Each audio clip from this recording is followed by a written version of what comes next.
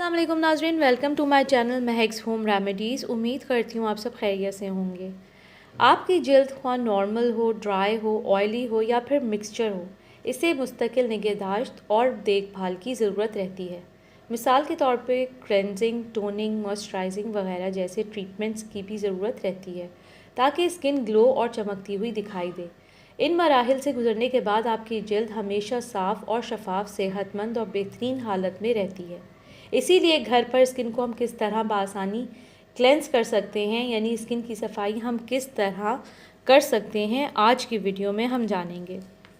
इस रेमेडी को बनाने के लिए आपको चाहिए 1 टेबलस्पून आप लेमन जूस ले लें, यानी नींबू का रस आप ले लें, और 1 टेबलस्पून ही आपको एलोवेरा जेल लेना है।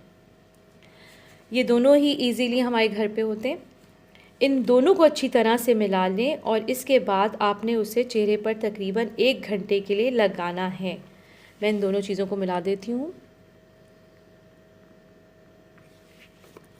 अच्छे तरीके से मिला लें। इसके बाद ये मिक्स कर लें।